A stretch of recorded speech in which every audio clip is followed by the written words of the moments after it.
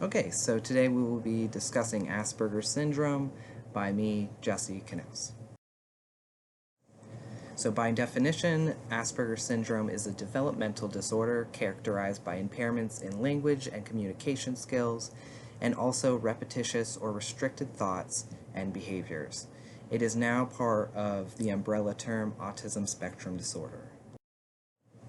So I thought I'd start out by giving you a background on the two main individuals who founded Asperger syndrome.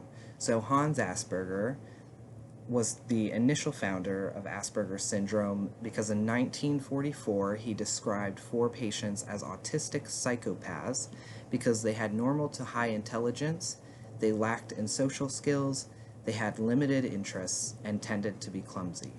A little bit more background information on Hans is he was part of Vienna Nazism, and during that time he was also included in the program for child euthanasia of mentally disabled children. So next is Lorna Wing. She coined the term Asperger syndrome in 1981. She was a British psychiatrist, and she also founded the idea that autism is a spectrum that we still use today. So on a more broad spectrum, we have the evolution of understanding. So in 1944, Hans Asperger described these four patients. In 1981, Lorna Wing, a British psychiatrist, coined the term Asperger syndrome. And then in 1994, we finally see Asperger syndrome in the DSM-4. But then in 2013, we removed Asperger syndrome and others and added them under the umbrella term autism spectrum disorder in the DSM-5, which we use today. Okay, so the following are characteristics of Asperger syndrome.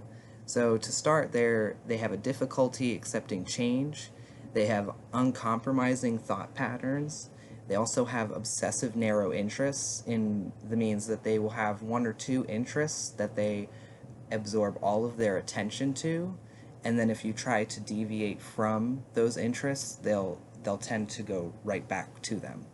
They also have significantly good route memory, so they're really great with memorizing facts. A lot of the time it's historical facts and figures. They also excel in math and science, and then they lack in eye contact. It's not that they can't have eye contact with you, it's just that they feel extremely uncomfortable doing so. So then they have the difficulty with nonverbal communication, which is gestures and facial expressions. Most of the time, they can't differentiate the facial expressions, so when you use nonverbal cues, they don't really understand what you're trying to communicate. They also have misunderstandings with socializing with others. That's why you tend to see inappropriate socialization in students with Asperger's syndrome. And as well as that, they have a lack of empathy, so it's kind of like they have no filter. So whatever they think, they just say without thinking about how it would impact the other person, which could sometimes hurt other people's feelings. They also have poor organization, problem solving, and motor skills. A lot of the time this will be displayed as rigid movements. And then they have repetitive routines and rituals. They don't like to deviate from change, as we had already said, so if the schedule changes, you have to pre-warn them in advance so that they can better prepare themselves to cope with the change. So how is Asperger's syndrome different from classical autism? For one, it's less severe in its symptoms, and individuals usually have average to above average intelligence. And as well, there's no limitation to language delays. Like in the definition, there's no speech delay in the definition of Asperger's syndrome. And they also appear neurotypical with slight differences in behavior. So unless you were specifically looking for these symptoms, you usually would not even be able to tell. So treatment options. There are 4 or 5 that we'll be discussing. Okay, so the first one we'll discuss is applied behavior analysis, otherwise known as ABA. It encourages positive behavior while discouraging negative behaviors. You usually see this in the form of reinforcement. And then it teaches new skills to be applied to new experiences, otherwise known as generalization. So there are three different interventions, trainings, and teachings that you can bring into this category.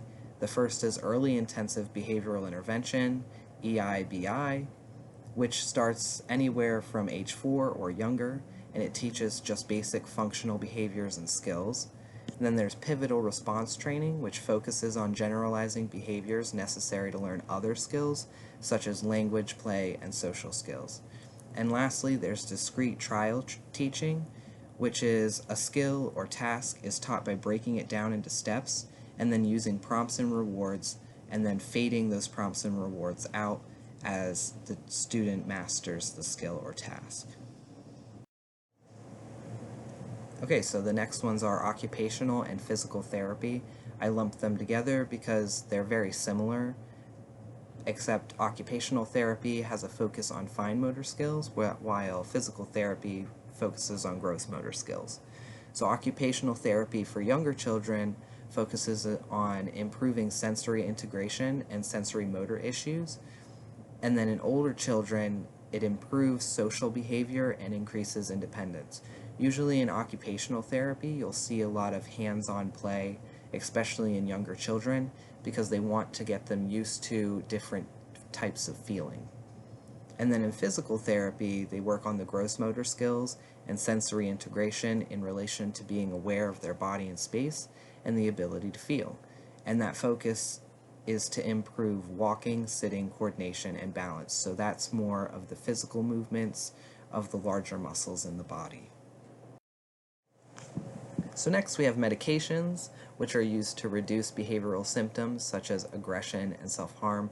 Usually you'll use medication for severe behavioral symptoms, and it's important to note that these medications aren't used to cure or help with Asperger's syndrome itself, but more for the behavioral symptoms that accompany the diagnosis.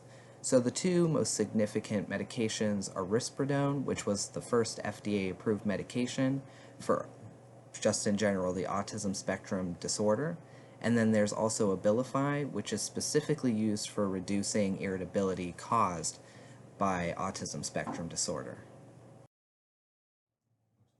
The most effective treatment is medication and therapy.